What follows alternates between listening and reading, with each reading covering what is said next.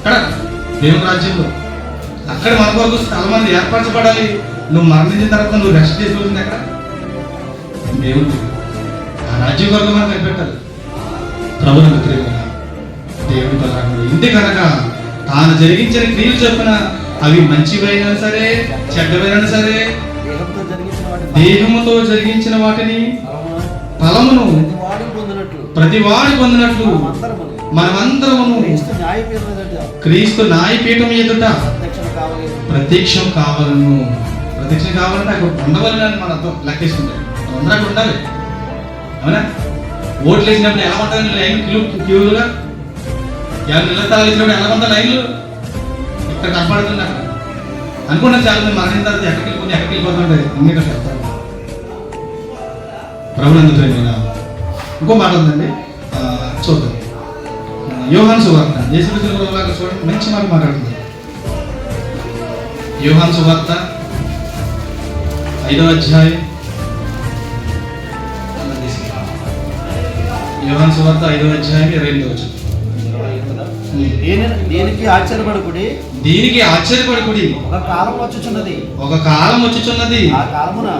ఆ కాలమున సమాధులలో ఉన్నవారందరూ ఆయన శబ్దం విని మేలు చేసిన వారు జీవ పునరుద్ధానమును కీడు చేసిన వారు తీర్పు పునరుద్ధానమును బయటికి వచ్చేదరు.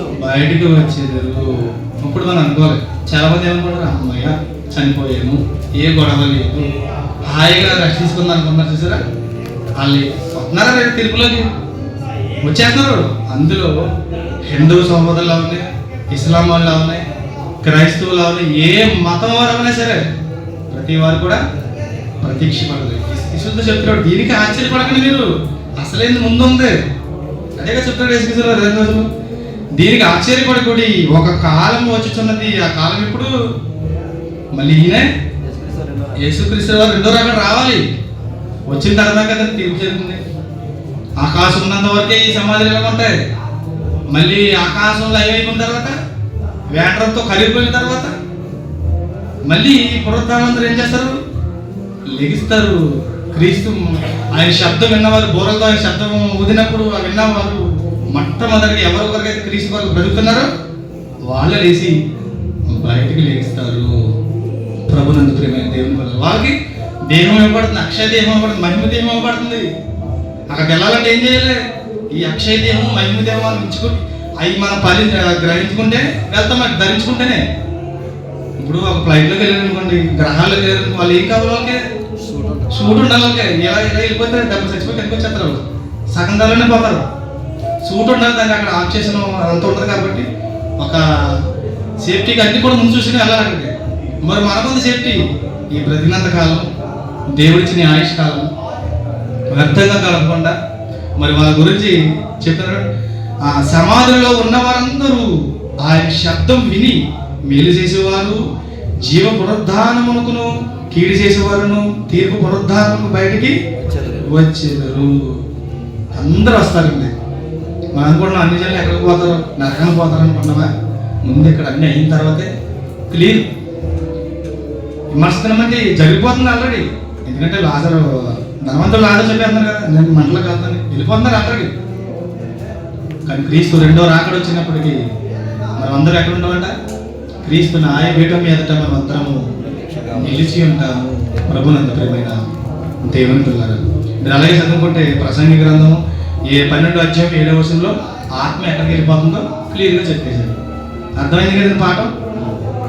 మరణం తర్వాత ఏం జరగబోతుందో, అలాగే నీ ఆత్మ దేవుని ఎందుకు చేరాలంటే ఈ భూమి మీద వారు ఈ మంచి క్రియలు చేసేవారుగా ఉన్నారా, లేదంటే చెడ్డ పనులు చేసి కింద ఉన్న పాతాలను వెళ్ళిపోవారుగా ఉన్నారా అనేది మనమే తీర్మానం చేసింది. మంచి ఆలోచనతో మంచి బ్రతుకు దేవుడు మనకి ఇచ్చాడు కాబట్టి ఈ బ్రతికిని 20 ఏళ్ళు బ్రతికినా, 40 ఏళ్ళు బ్రతికినా, 50 బ్రతికినా, 70 బ్రతికినా దేవుని పని కొరకు, దేవుని సేవలు, దేవుని పని నిమిత్తం మనందరం బ్రతికేలాగా ఉండాలని ఈ మాటలు నేను ముగిస్తూ ఈ మాటలు మీ అందరికీ దేవుడు ఫలింపజేయను గాక అని ప్రార్థన చేస్తున్నాను. తల ఉంచినట్లయితే ప్రార్థన చేస్తాను. అందరు కూడా తల ఉంచాలి. పరలోకం ఉందన్న మా కన్న తండ్రి, మీకు వందములు స్తోత్రములు కృతజ్ఞతాస్తుతులు తండ్రి. ఇదిగో దేవా, మీరు రాయించిన ఈ పరిశుద్ధ గ్రంథంలో 26 పుస్తకాల్లో అమూల్యమైన మాటలు మీరు మాకు వివరించిన విధానం బట్టి, మీరు మాతో మాట్లాడిన బట్టి మరొక్కసారి మీకు వందనములు తండ్రి. ఇదిగో ప్రభా, ఎందరైతే ఈ మాటలు విన్నారో వాళ్ళందరూ హృదయాలు ఈ మాటలు ఫలింప చేయండి. మరణం తర్వాత ఏమి జరుగునో, ఆత్మ ఉన్నప్పుడు పరలోకానికి వెళుతుందో లేదో అనేది మేము బ్రతికుండగానే పరీక్షించుకోమంటున్నాం.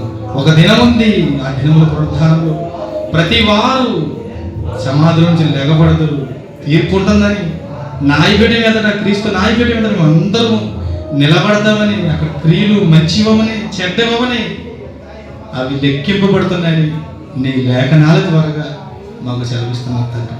ఇంకా ఇంత వాక్యాన్ని ఇంకా పాపంలో పడిపోతే మమ్మల్ని మేమే మోసపుచ్చుకునే వారు అవుతాం, కిందన్న పాతాళానికి దిగిపోయేవారుగా మేము ఉంటాం తండ్రి. ఇదిగో ప్రతి ఒక్కరు కూడా ఇచ్చిన ఆయుష్కాలాన్ని వ్యర్థం చేసుకోకుండా అర్థం చేసుకుని నన్ను నీ కొరకు మంచిగా బ్రతికి, పౌరుషంగా బ్రతికి, మా పౌరస్థితి పరలోకమందు ఉందని గుర్తెరిగి నీ వాక్యం మీద ఆశపెట్టి బ్రతికే భాగ్యం ప్రతి ఒక్కరికి మీరు దయచేయండి. ముందున్న కార్యక్రమం అంతా కూడా మీరు నడిపించండి. ఈ ప్రార్థన మీరు మహిమ ఘనత ప్రభావాలు పొందుకుని క్రీస్తు గారి ప్రార్థనలు సమర్పిస్తున్నాను మా కన్న తండ్రి. ఆమె అందరికీ వందములండి. నాకు అవకాశం ఇచ్చిన సహోదరులందరూ కూడా ప్రభుపేట వందములండి.